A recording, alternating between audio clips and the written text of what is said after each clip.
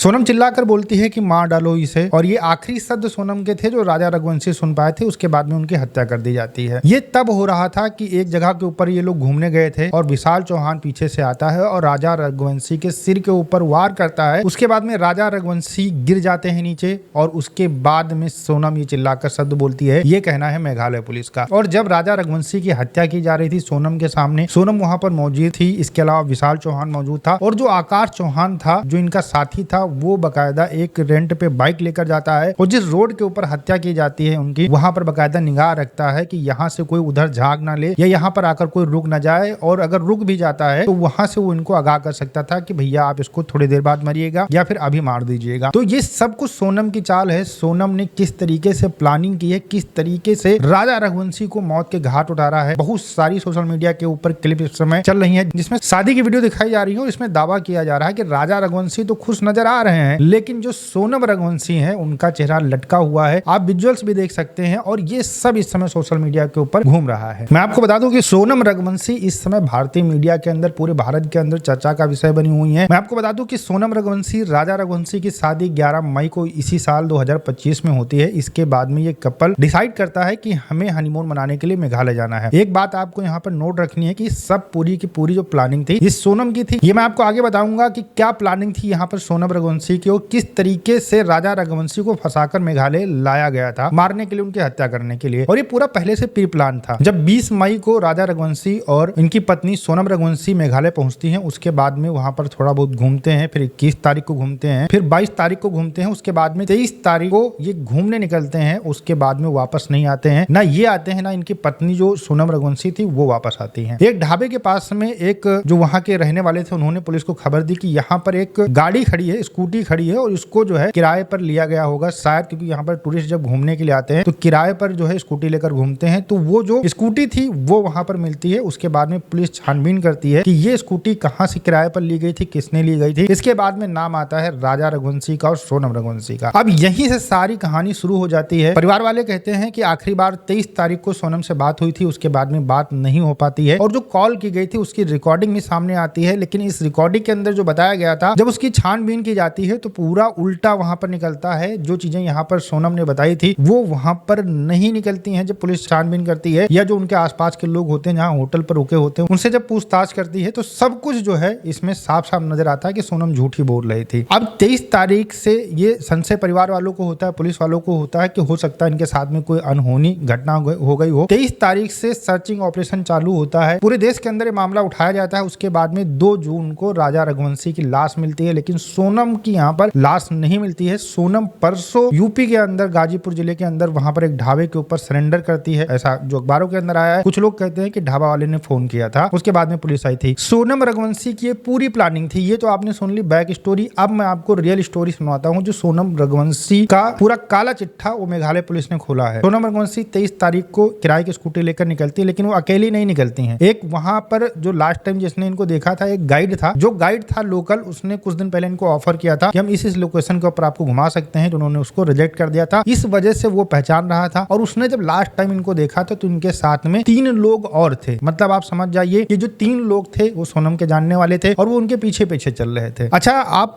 अंदाजा लगाइए कि जब ये हत्या हुई राजा रघुवंशी की, उसके आधे घंटे के बाद में सोनम रघुवंशी ने अपनी सास से बात की और ये बताया कि उसने व्रत रखा हुआ है, उसने कुछ नहीं खाया हुआ, एक चढ़ाई कर रही है जिस वजह से सांस उसकी फूल रही है। जबकि मेघालय पुलिस का कहना है कि जब सोनम रघुवंशी ने अपने सास से बात की थी उससे आधा घंटा पहले ही राजा रघुवंशी की हत्या हो गई थी और उसने जो ये चीज बोली थी कि उसने कुछ नहीं खाया है 23 तारीख को, उसने व्रत रखा हुआ है, ये भी बात झूठी साबित होती है। जब वो होटल जाते हैं, जिस होटल के अंदर ये लोग रुके हुए थे, वहां पर जब पूछताछ होती है तो वो बताते हैं जो वहां के कर्मचारी थे कि सोनम रघुवंशी सुबह खाना खाकर गई थी और उसने अच्छे से खाना खाया था। ऐसा भी नहीं था कि कोई फास्ट फूड खाया था या कुछ जो है फ्रूट्स खाए थे, प्रॉपर उन्होंने थाली खाई थी और दोनों लोग खाना खाकर निकले थे। यहाँ पर भी सोनम रघुवंशी ने झूठ बोला था। सोनम रघुवंशी और राजा रघुवंशी की शादी 11 तारीख को होती है, लेकिन 5 दिन के बाद ही सोनम रघुवंशी और राज कुशवाहा ये पूरा प्लान बनाकर बैठ जाते हैं कि किस तरीके से यहाँ पर राजा रघुवंशी की हत्या करनी है। हत्या का एक रीजन भी था क्योंकि मोटिव होता तभी हत्या होती है। जो राज कुशवाहा था वो सोनम रघुवंशी से प्यार करता था, प्रेमी था उसका और कई सालों से उनका चक्कर चल रहा था। लेकिन सोनम रघुवंशी की जो